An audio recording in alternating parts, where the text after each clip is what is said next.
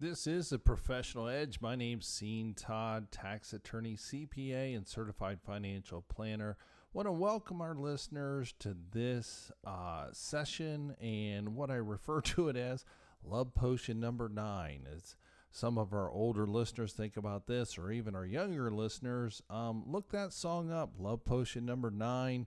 It was actual music composed, but why are we talking about Love Potion number 9? Well, when we get married, we have our obligations to our spouse. And we also, if we start a family, we also have obligations to them. So, Love Potion number 9, we're going to talk about different estate planning concepts that we need to address as we begin this relationship with our new bride or our groom. So, what's the first fundamental thing when we start dating and Love Potion number 9 comes around? Well, when we start dating, then we have to figure out who this person is and do we have a legal obligation to them? Because if we're just hanging out with the person and we're seeing individuals that are older in age, they may have lost their spouse, but now they're with another person. And lo and behold, we're with this other person for, imagine this, 3 years, 5 years, 10 years, 15 years. And when the person passes away and we have not legally engaged in the nuptials of marriage, then what happens when the person passes away? Well, unfortunately, the person they've been with, their significant other, not a married significant other, but that person is looked as a stranger in the eyes of the law, and therefore they're not entitled to anything. Imagine that you've been living with this person for 10, 15 years. You have held yourself out as a couple, but you've never said, I do.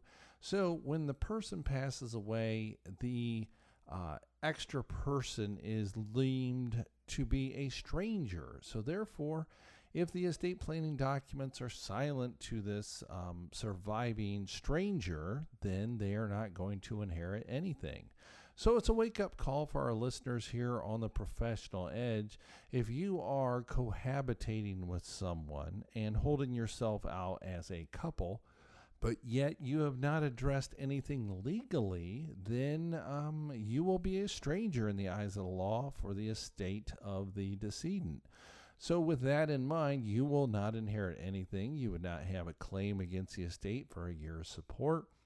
You would be outside looking in. And if the decedent owned the home in which you are residing, guess what? The kids will come in now as the new owner, landlord of that house, and actually evict you. We've had to do that process for clients that have engaged our services, and we ended up actually evicting that person. Unfortunately, then that strains the relationships. There's not always this great relationship between the new person or the new mom or the new significant other. So therefore, if you are one of these individuals that is cohabitating and your estate planning documents do not address what's going to happen to the residents, might want to give us a call at 877-654-9798. That number again, 877-654-9798. We meet down at the Cunningham Center in the age of COVID. We also do Zoom calls. That keeps everyone at distance. And we address these certain matters because, one, the decedent could leave the significant other a life estate. And what does that mean? Well, that means that the residence goes to that significant other and they can reside in that home for the remainder of their life. Or they could say a term certain life estate, which means decedent passes away, I hereby give to my significant other the right to live in my residence for a period of 10 years. Then we have to address the specifics of what is actually the obligation of that life estate holder or the term period or term certain life resident. Then that basically says, all right, who's going to pay the repairs, the maintenance, the taxes, the insurance on this home? Is the life estate resident able to make changes, modify the bathroom, do improvements? So that's something to definitely consider is if you are with a significant other, even a young couple that is starting out and maybe he has great credit or she normally has better credit than he does, then what are we going to do with this residence that goes into her name and he is living there and they're trying to share these bills? So that's something to address when we have come across love potion number 9, but we haven't got the full effect of that potion and we're just dating someone, or we have a significant other that we've been with for a very long time. This also applies to same-sex arrangements. They need to address whether their affairs are in order as well, because just having a person of interest in your relationship, then that doesn't guarantee that they're going to receive anything when you pass away. So again, we're looking at the love potion number 9. The very first thing we need to address is, what about the residence in which the individual couple is residing in? Who's going to receive that? Who has the obligation? And are we going to give them a life estate, or are we just going to give them the residence? Now, a lot of our listeners here on the Professional Edge have a mortgage on the home. The decedent, let's say, owns the house.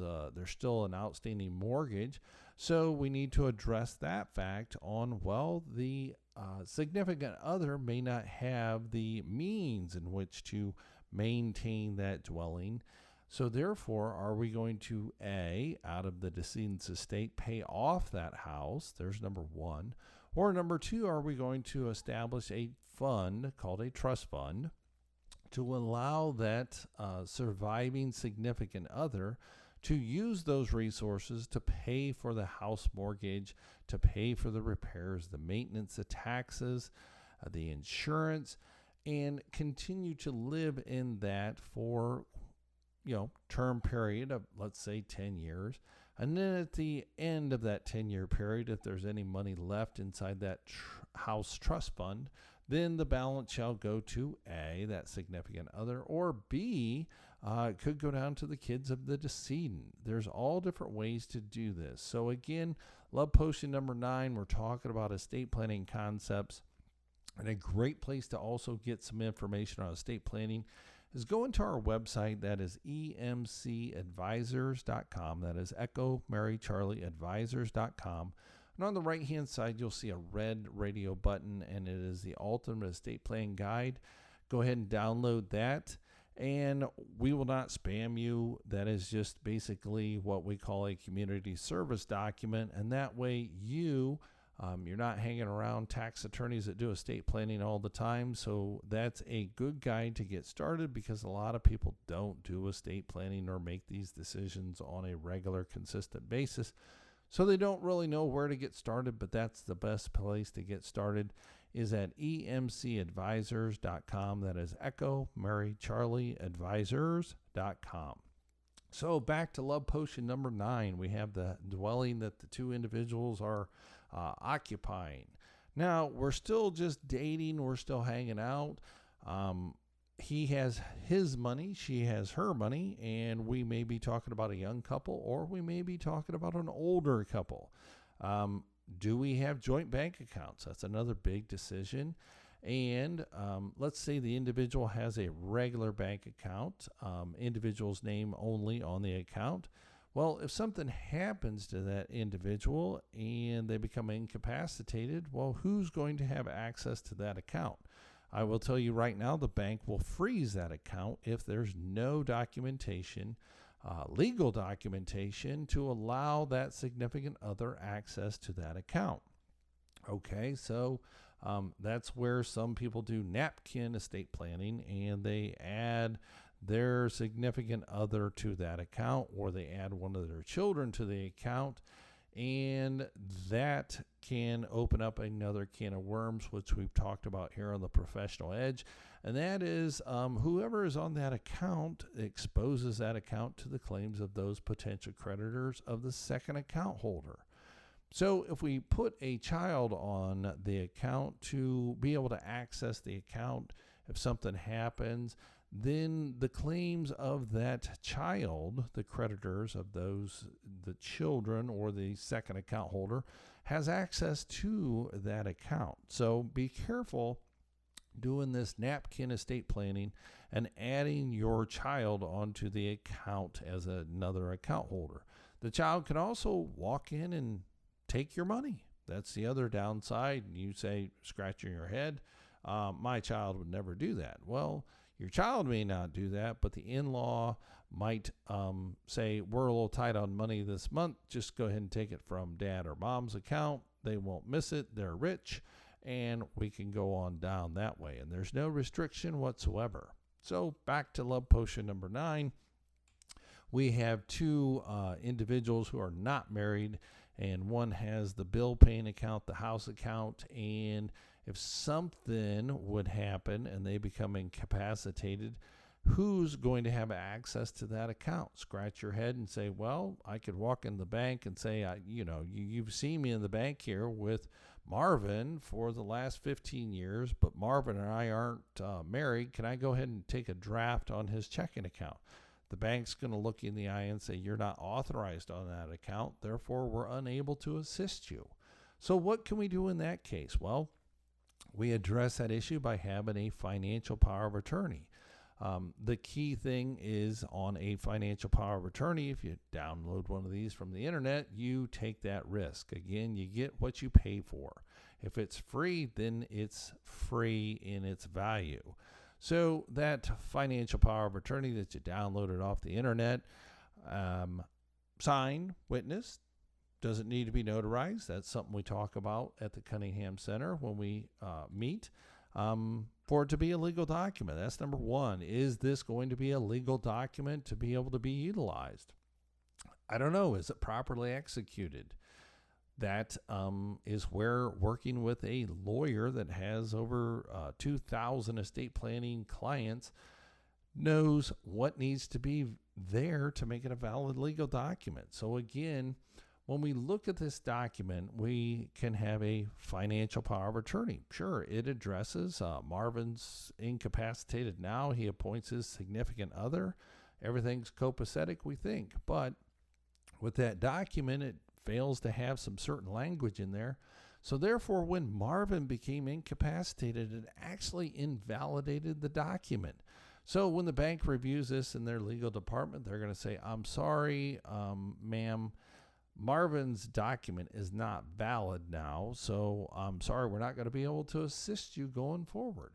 So again, when we look at this, make sure when love potion number 9 comes around and you're with your significant other that you do have access to that account.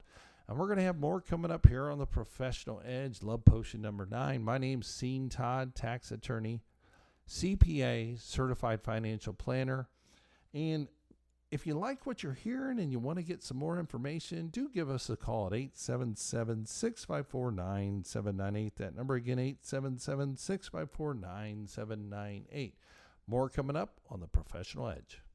We've all thought about it. Everyone listening will need one. Not having one can cause untold heartache, family conflict escalating to the point of a lawsuit. One simple thing that avoids all that: an effective estate plan. As a practicing tax attorney, Todd with Estate Management Counselors has completed over 1,000 estate plans during his 15 years of professional practice. He can help you implement an effective estate plan, coordinate your financial accounts, and make sure you have named the proper beneficiaries to maximize your tax savings. Call 877-654-9798 today and let tax attorney Todd help you implement an effective estate plan. Call 877-654-9798 today.